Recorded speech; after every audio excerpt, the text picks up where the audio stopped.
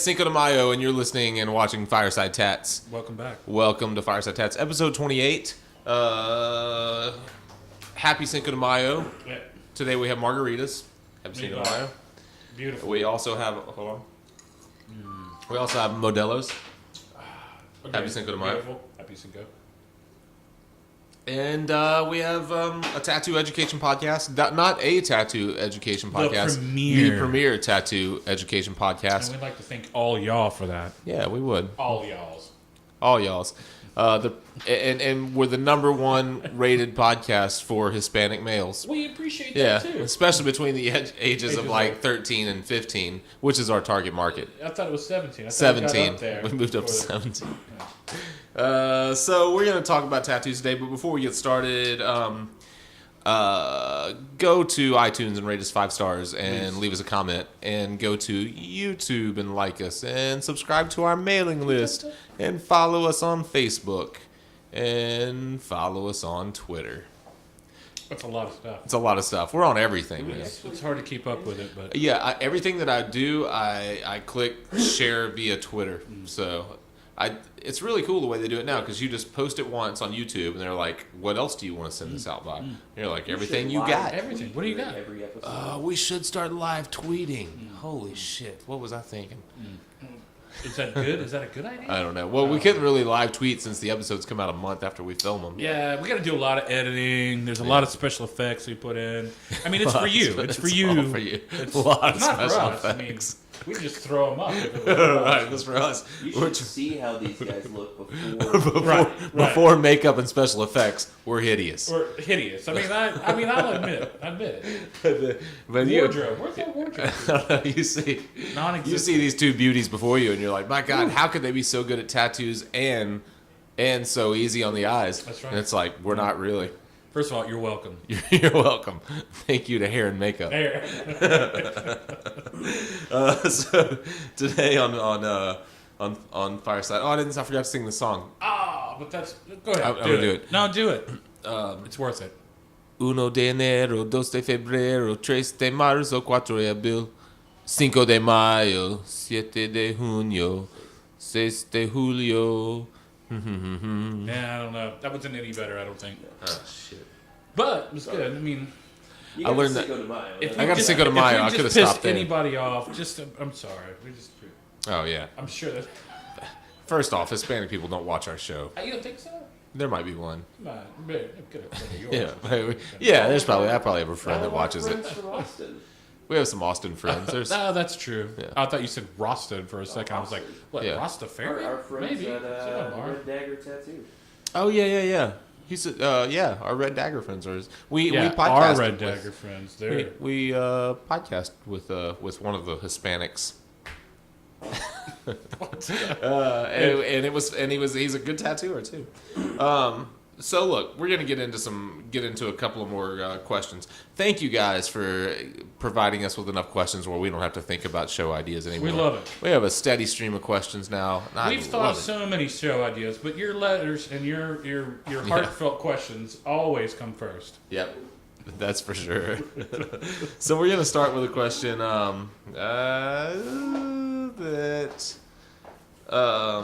okay. First question. We're going to talk about white tattoos. Oh, I thought you were about to talk about white people. Like, well, I think the whites should be able to get tattooed if they want to. I think if they can, provide valid ID, and come with money in hand. Yeah. You don't want to take credit from whites. No, you got to have cash in hand for whites. We don't take checks. No checks. So we got our first question is about white tattoos, white ink tattoos. Oh yeah. And it says, I've heard a lot of well, go ahead. Yeah, I've heard a lot of bad things about white ink tattoos. Yep. I wanted your opinion on how well they hold up in the skin. Yep. You want to start this, or you want me to? I guess I can. I don't really like doing a ton of white tattoos. There are some inherent problems with doing them. Mainly because on some people's skin tones, they really change to different tones. Some, it might look white for quite a while, but depending on how pale you are, they don't show up really well. They're almost like a scarification at that point. Some doing some ornate designs, I think sometimes that brings it out a little more. I've done very simple things in white. I've done very complicated things in white. I think the more that you have like spirals, as long as you realize it looks more like a scarification or something. Yeah. But often they can turn pearlescent, where they have a little bit of a white gray cast to them sometimes. I mean, you will not find a lot of people that are just like super amped on doing white tattoos. It depends on probably the image and where it's going. Often, I talk to some people about like just make sure you don't get it in a really I can't say that, but if you get it in really high visible areas, and especially where the sun reaches a lot, they're going to get burned out anyway. So they'll get lighter over time, faster than normal tattoo really does. Often the designs themselves, they want very small things like a name or a word or something. And I understand, like, what I try to compare it to mentally is like a lot of, say, Buddhist tattoos and things that are done with oils. So they're inscribed in the skin. They're an absolute process. They're you mean done with oils? They're like prayer tattoos that are done in oils instead of, say, ink, and therefore they're like they're like a ritual. Okay. And so that becomes a ritual instead of you seeing this, say, highly prized tattoo that we're kind of, I say, a little more into. And so I try to equate it with that. If you like it as a ritual kind of aspect, and you like a certain design or whatever, but you know that it may not be permanent, you know that it may have problems over time. That's an interesting. That's an interesting way to look at it. I think Never that's thought of that. probably one of the better ways to look at it. Is that it is at that point tribalistic. You are basically getting something for the pure act of getting it, and not so much on the outcome of the design. That's if you like that, as part of the design, I think absolutely that's what you'll get. The larger the white tattoo is, the more you don't see a lot of it. I have to admit, the larger the scape, the more you're going to lose in the thing. I think small tattoos that are very high impact or that have a lot of line movement or something probably work well in certain places, but they're not my favorite to tattoo. You have to often just... white is a little harder to put in, so you have to tune your machines up a little bit. Again, you're working with super sharp needles, so sometimes they don't want to just put that color in, so you're working kind of against the nature of it. A lot of time the white inks themselves are kind of thick or kind of creamy and thick. You have to, normally you would turn your machines up for that anyway, but with that kind of lining, you normally want to turn it down a little bit. So you have this kind of crux of like where to get your machine, but I think it just takes a little doing. I think if it's worth it to the person, it's worth putting it on. But I don't know how many people... I mean, you're not going to find most people just like super stoked about doing a white tattoo. Yeah, and as far as longevity, I wouldn't... I think that's I've never even thought of it the way you just put it. But if it's important to you for a reason... I like the working or the ritualistic kind of reason or something like that, and you're not concerned about it being really legible and clean for a long period of time. Right. It's just something that was the process was important to you, and you know that it's there and it's important. In that case, it's fine. But if you're looking at getting a tattoo that you want to be easy to read. Right. I've talked. If you watch this podcast at all, you've heard us talk, or me specifically talk about contrast making tattoos work. Like however you contrast, whether it's light, dark, warm, cool, texture, smooth, however you provide contrast, I think, and that's the reason that really sharp, like black designs work well against white skin, or it's all in a value contrast, and you're not going to get that contrast with white ink. You're probably not going to have great consistency as far as like if I think of white tattoos being mostly like line based or really 2-dimensional geometric something, and you probably won't be able to get the same overall consistency and line weight and stuff over the long haul that you would have if you had done the tattoo in a darker color. One thing I might offer if you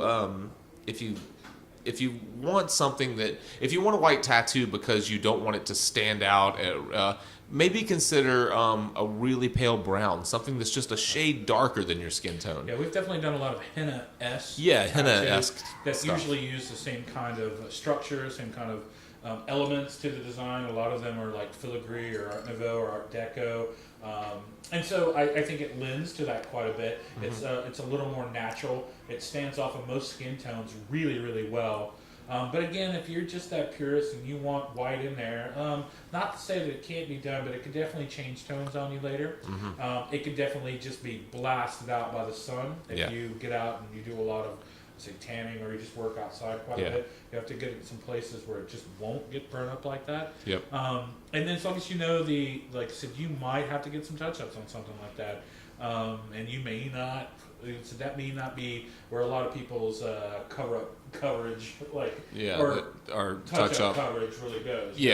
No one's really going to warrant that touch-up. I don't think you probably have to pay for that. You'd probably have to pay I would not. If I do a white tattoo on someone, I'll let them know on the front end that if you need this gone back over, you're going to pay for it especially again. taking white to just a pure linear value.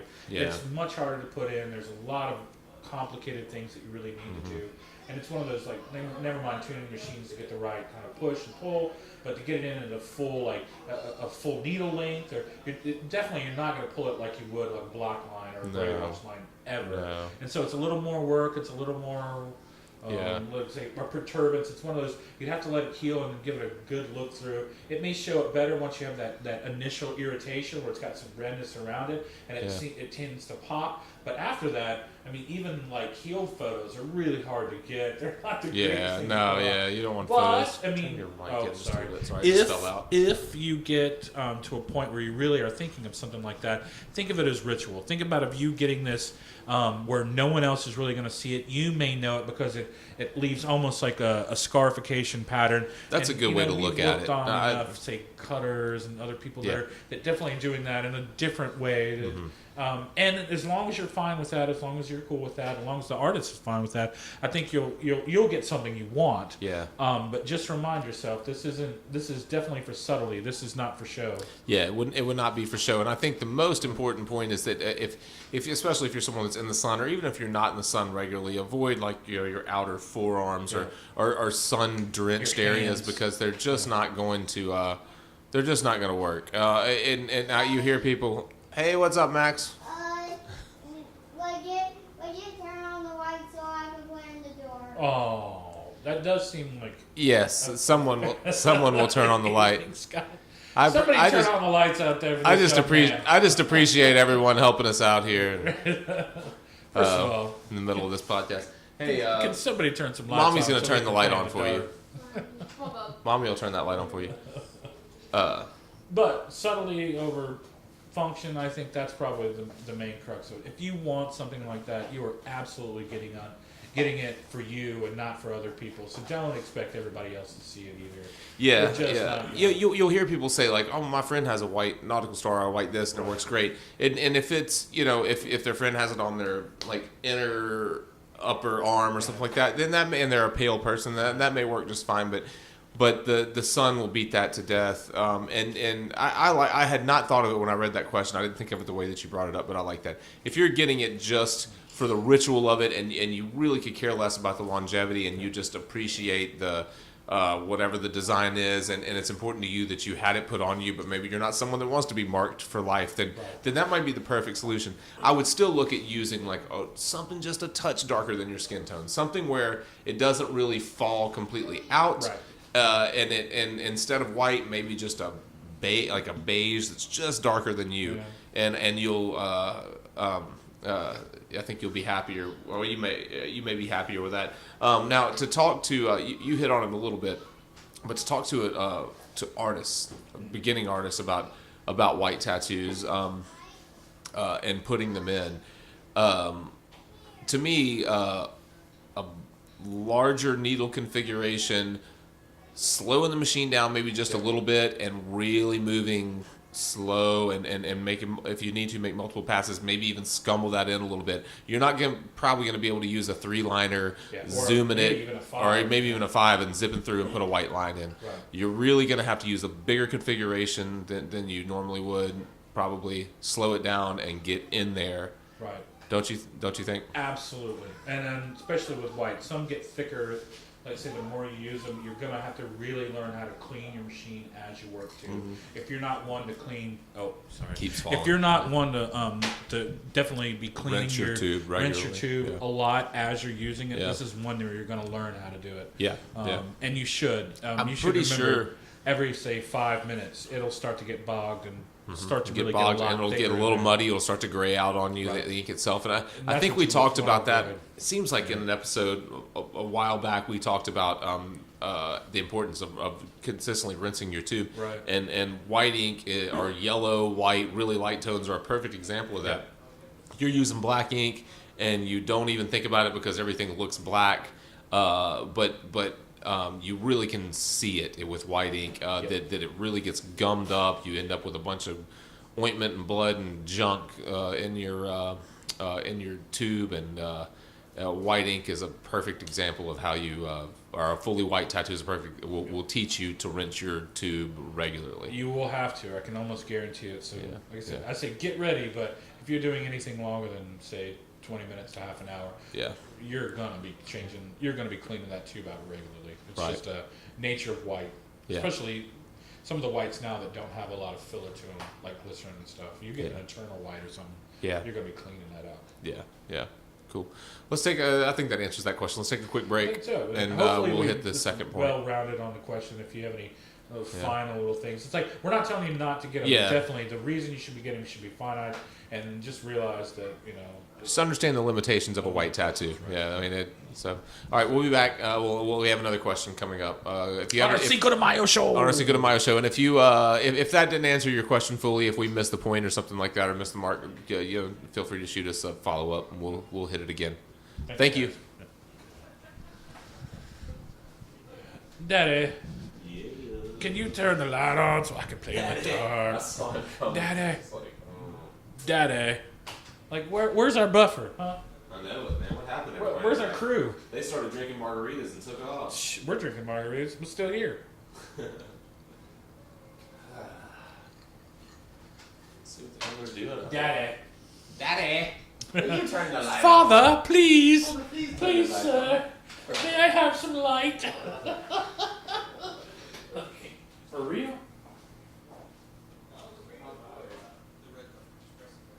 Oh, I told him that. I was like, "Where's the red button?" I'm sure you did, David. You live in Nashville or Yeah. work around? I'll say yes. Yeah, he lives I there love now. Nashville. I like Nashville a lot too. Yeah. It's nice. Welcome to the Fireside. Second half. Oh, we have a Romanticer notion. romanticer. Like you thought you were getting sexed up before, but now, oh, dog. Can I do the and we're back I part? think that's what you should do. No, you got that. And we're back. No, That's your like- tagline. I love that. That's David's thing, man. It is. We have another question. I hope the white ink thing helped And if we our didn't white ink answer lady. it, but I think we, do them if you're really competent in doing tattoos. Don't do Yeah. them if you really just don't want to, Yeah. get yourself in trouble. Clean your ink a lot. Make an excuse. Seriously, clean your tubes. It's just it will be a nightmare if you try to just go through the entire tattoo without doing it. Without cleaning your tubes, Yeah. yeah. You're gonna- You'll learn quickly how important that is doing white tattoos, because you'll be doing grayish tattoos really soon. Right. Yeah, make sure your tubes clean. You're like, that tattoo isn't as white as I wanted it to be. It's not quite. Hey, I'm gonna need one of you guys to model in here in a minute. Yeah, that's. So What's that second question? the second question, shit, I can't find it, but I can tell you what it is. I think you I'm- kind of tell me. I missed it. So I'm not. This isn't going to be word for word, but we have a guy that has. He mentioned the specific tattoos in the question, but so he has a piece on his chest, small. So he sent photos, smaller than his palm. A piece on his deltoid upper arm, Right. and he has kind of an offset piece down here that's older, and he wants to do like a chest kind of chest half panel / half sleeve, but he doesn't want to cover them. He wants to make it like a cohesive piece. He wants to connect these kind of Working random together pieces, somehow. and he wanted to know if we had any advice on how to connect unrelated pieces. And he was thinking the way that he presented it. I wish I had the question, but I What did he messed think? up. He was thinking in terms of subject matter. Like, well, I have this that has nothing to do with this that has nothing to do with this. So instead, he wasn't necessarily thinking from a design standpoint. But he was thinking about subject matter. I don't know that we can solve the subject matter problem, Yeah, that might be a little harder. but subject matter, we've both done a half sleeve and then another half sleeve that were completely unrelated and connected them, and they flow seamlessly. Right. It's not. I don't think that you have to have. I don't think that your subject matter has to tie everything together. I think if the lines work right, if it flows well with the Yeah, where they it can be, sits. say, singular vignettes that you have to do some background work to kind of make it cohesive. I Yeah. think that. I mean, it sounds like if they don't go together with each other at all, that's probably what you'd have to do anyway. Is pick some that are the overriding thing, and then work with some. I usually go with some elemental thing. I don't know where you're going with that, but what did you think? Like, I started last time. You start this time. Okay, I'll start this time. I wouldn't get hung up on the idea of the subject matter having to all work together. One defining all the rest. Yeah, I think you're probably overcomplicating the matter, And might be hard pressed to do and that. it would be probably nearly impossible to do. Yeah. So we've talked a lot about designing. Our episode 3, actually, we talked about designing and stenciling large pieces, and if you want to go back and revisit that episode, it talks a lot about working with the contours of the body. And so you're talking about some pretty complex contours whenever you go from a chest to a deltoid to a bicep. There's a lot of transitions that take place there. Definitely. And that stuff is way more important. Those transitions are more important than this tattoo making sense with that tattoo. They will make sense if they flow together. The subject matter doesn't have to be. Do you agree with that? I agree. I think that maybe depending on of course the pieces that he have on, some might already have, say, a background that is easily to work off of to encompass a little more space. And usually it's going to be something elemental, as fire, wind, water, air, something that moves the design a little bit, or it'll have to be something that you design, which is sometimes a framing device that frames that element, whether it be with some type of again, elemental stuff, Yeah. or with more of what maybe the overriding image is. Like I said, without knowing which piece What to the piece it is, you may have one that really means a little bit more to you, that has something that you can expound on a little bit more, and that just happens to be what you fill the rest of the space with. That's a good idea. If one of the tattoos is more important, or probably one of those tattoos is your favorite, I maybe would it's say executed the best, or it's the most Right. important to you. And if you feel like a theme is important, then maybe use that theme as the overall theme, and let the other ones fall in. I like if anyone that listens to this podcast regularly is probably getting tired of hearing the recurring themes, but the They're recurring important.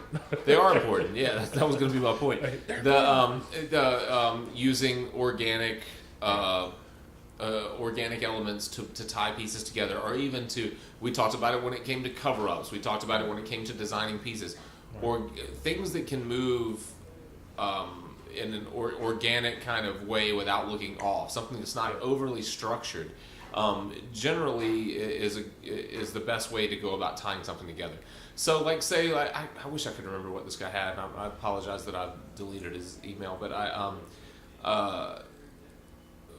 so let's assume he had a cross or something here and a snake here. So if the cross, let's use the cross as the starting point. It's kind of metaphoric, right? The kind of cross and the metaphoric. snake. Yeah. So maybe you start with something, just to be completely generic, that's something that everyone can visualize. Maybe you start with like a rays behind the cross, and those rays are that that structure, or that first kind of the thing that becomes the organic piece that transitions from here to here to here. But like you said, it's usually background. It's sometimes like elemental kind of something that you can manipulate. Rays that hit a really sharp edge of a cloud. Then the cloud falls into this, and then transitions to this. So a lot of times it's more important that it flows to your eye.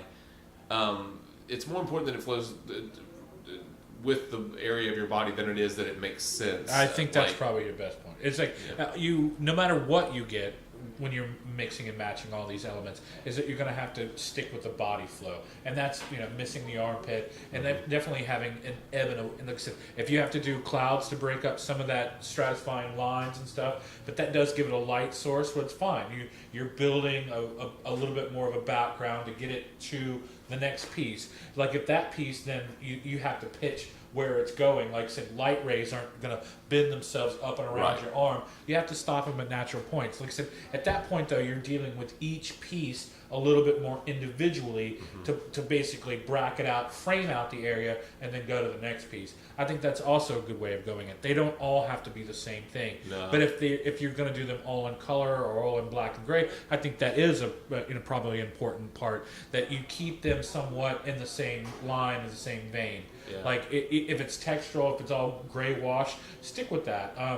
Some people go to that go-to, which we call it pork chop tattooing before, that just want to throw a bunch of stars and a bunch of some pattern behind. And you can do that, but it does not fill space. It doesn't It's really- have a flow to it at all. It's just filling stuff to fill stuff, Yeah. which is Yeah, it's- except if you can work it's an off easy the out. design with like a nice easy elemental structure that leads you from one tattoo to the next, even if they don't overall are the same element. Like if your light and your waves and your clouds lead you up into the flames that come off of your serpent, because he's your kind of dichotomy, your opposite of your heavenly tattoo, and then that goes down into something that's a little more organic, like that's just say gray wash as a say a filler, but as smoke or wind or something else that goes around. I think you might not have like I said, at least that way. It may be three separate organic elements, but they work in the transition place smoothly. Yeah. as long as they work in the places that they're supposed to work for. Yeah. If one's framing a specific area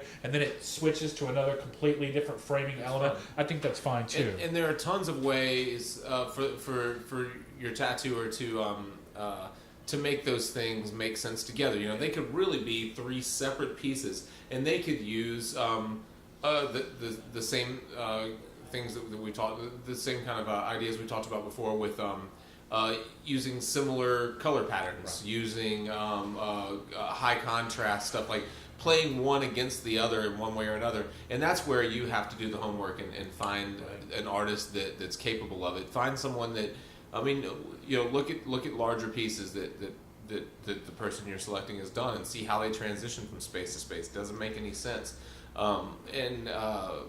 Are they good at filling that space? And Are that's they good at another thing. filling that You're going to space and find not- somebody that's like not it's just filling it for the sake of filling it. Right. And a lot of that, I think, comes down to, like you said, you're going to have to look at somebody that's actually done a little bit of that work. It's not the funnest stuff to do. It's not the most glamorous stuff, but there are guarantee there are people that hopefully they'll also talk you into probably cleaning some of that stuff up. Hopefully if you're so. getting all this work done and you're not cleaning up any old tattoos, you might be hard pressed to find somebody that just fills it. But Yeah, if it's you're going to look also like you have old tattoos. it's going in to the look like middle 3 old tattoos in the middle of all in the this middle new of all work. this new stuff. Yeah. So be kind of accepting of that too. If he has to use some repetitive design elements in it, that's fine. If he has to, work and move it from place to place and it being not the same like decorative element, that's fine too. As long as it's framing it where it needs to be framed and then pulling and pushing the image where it needs to be kind of, like I said, where it gives it a little dimension off of your skin tone but moves it into the next place, I think you might be all right. I mean what that actually is for you, I think you need to find the right artist, but definitely there are tons of ways, there are tons of ways to take 3 or 4 elements, tattoos, and then move them into one larger tattoo. Yeah, It's not the funnest way of doing it, and we often try to talk people out of that. It's like, especially if you know that you're going to get one tattoo and then another tattoo and then another tattoo, but then eventually turn it into a half sleeve. Whoa, I would be I know we've said that. I know that We've people who definitely watch this talked have talked about to us before, but Yeah. David makes a great point in that we can. Whenever someone says, "Oh, I'm eventually going to make this a half sleeve," eventually. what he says, and what I've learned to say is, for the price of me doing this tattoo, I could design and line your half sleeve. Right. And then it would be on there, and we don't have to pork chop things together. We don't have to find a way to make backgrounds relate to other backgrounds or other imagery. We can design the whole thing as a unified piece, and then as you can afford it, we can fill the piece. But people think like, oh, I can't afford a half sleeve, so I'm just going to get this little piece and I'm going to start a half sleeve. It's not the right way to do it. It's not the right way. It's not the easiest way, and you're very hard pressed to find an artist that goes, "Oh, that's a great idea." Yeah. I mean, that's not a great idea, It's but again, if you're finding someone that already agrees to do all that work for you, that kind of cleaning, preening, and then have a movement and a real flow to it, I think you should probably listen to what he has to say too, and then take some suggestions.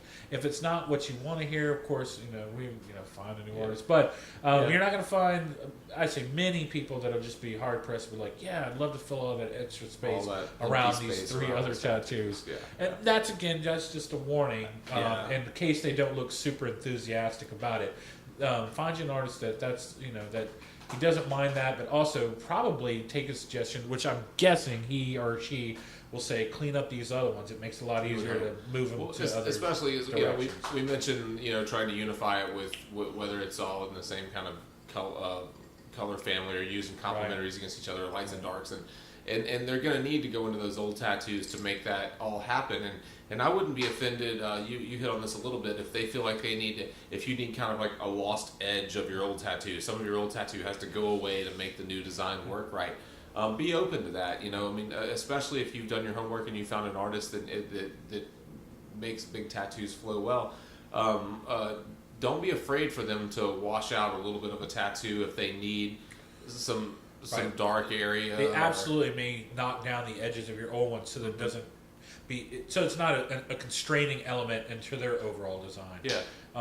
And that's actually a really good point. You may have to blast out edges or not say remove, but partial cover up to basically get some of the stuff you want done. That's actually a really good point. I hadn't thought of. But I think sometimes that's you losing some of those edges or losing part of a tattoo because they've taken a.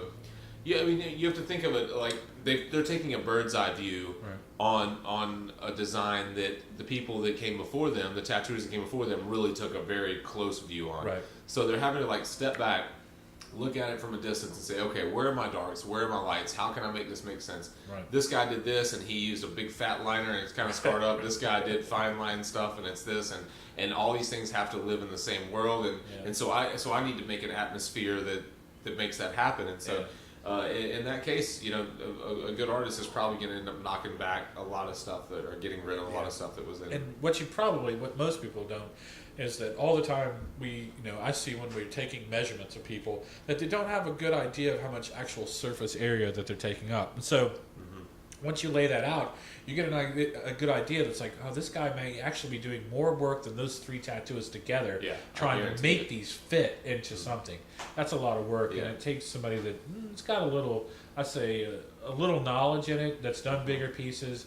You definitely don't want you don't want your first year, 3 year, 5 year people probably even approaching stuff like that if they're not really up for it. No, you really don't. Again, it's like part reclaiming, maybe part cover up, part rework, part expansion. That's a and that's a challenge. It really is. It's a challenge to even an experienced artist, and it takes a lot of creativity and a lot of forethought, and you have to really plan those things out. And I would not let your buddy that's apprenticing or that's tattooing out of his house try to tie those tattoos together. I would really do my homework and make sure, because you're going to be in trouble. Go to an experienced artist. They're going to know what to look for, and then probably, like you said, hopefully know how to approach you about doing what they need to get done.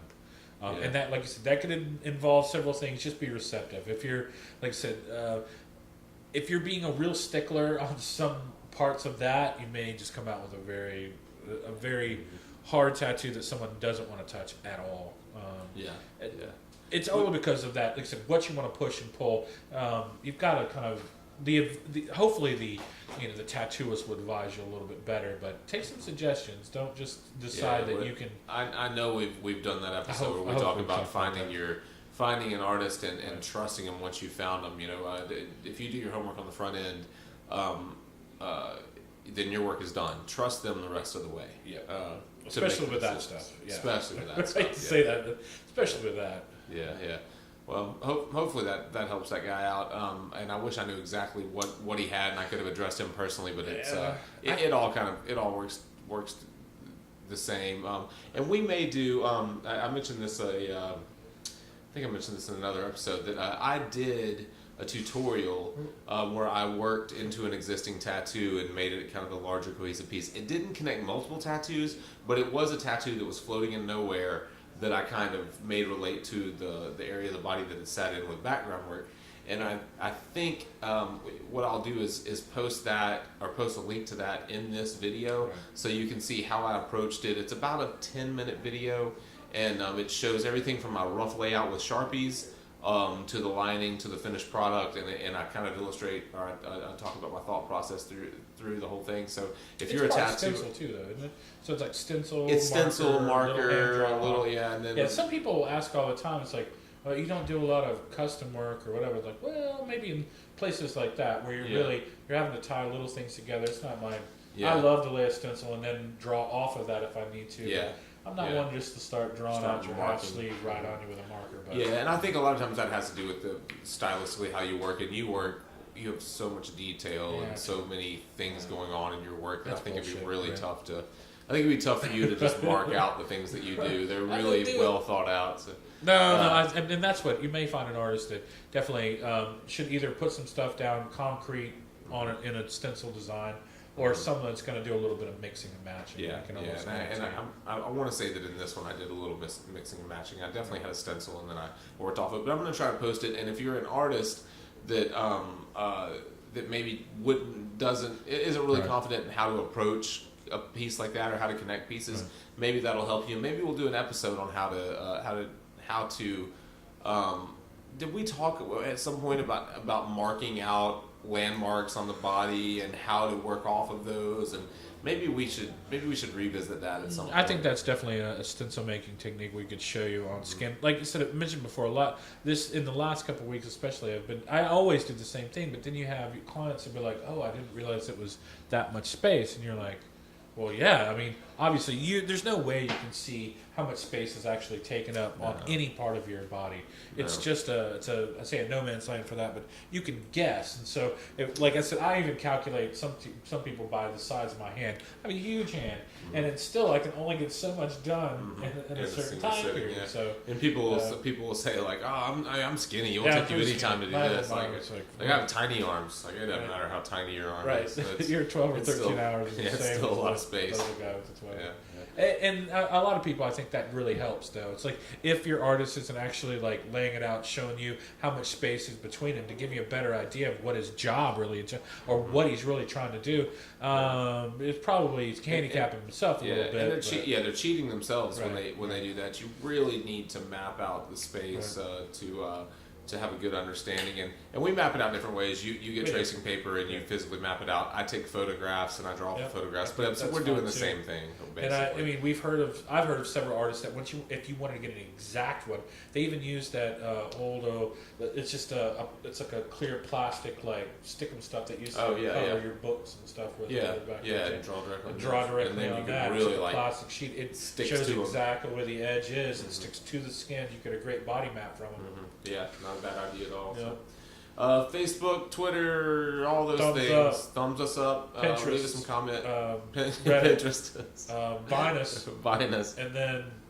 You're really getting up on the social media. No, not of course. And keep sending us questions. Really, we need them to keep going. And we love them. I mean, I think they're very specific in some instances, but hopefully they help other people too. Yeah, and it's just nice to know that people are paying attention and they are engaged and have questions. I really like that. And they've been really good questions. I've been really happy. I know everyone says that about their like audience or base or fan base or whatever. But I think we have a lot of smart people watching this show. I rarely get dumb questions. Yeah, no, I think that's awesome. Yeah. Really great. Although we haven't gotten any really, really hard ones either, too. Maybe they're just throwing us softball ones. Maybe. We'll see. Let's not test that. Like a couple weeks ago, the guy that bought the machine from another dude, we were like, I think your dude sent you sold you a shitty machine. But yeah, that happens. But yeah, I mean, I think we're getting more interest from non-tattooers that are just tattoo collectors and really want to learn more. Yeah. And that's why the questions aren't as difficult. But if you're ever in Memphis, come see us. Come get a tattoo. We'd love to work on you. Yep, underground then, art. MakingMamaProud.com. MakingMamaProud.com. Follow Plug Ugly. Follow me at Plug Ugly Art on Yeah. Instagram. Fireside Tats on Facebook. And Twitter is Fireside Tats. And FiresideTats.com. And please do sign up for our mailing list, and you'll get updates. I haven't been as good about it as I'd like to be, but my goal is to, like, whenever we're filming this episode, Yep. to go in tonight and say, hey, we just did a really nice episode on white ink tattoos. Look for it next month. And Whitey tattoos all day. I haven't been good at that, but I'm gonna start doing it, or I'm gonna find someone that is. So. Happy Cinco de Mayo. Happy Cinco de Mayo. Thank you guys. We really appreciate it. Love Appreciate you it. all. Love you. Thank you guys.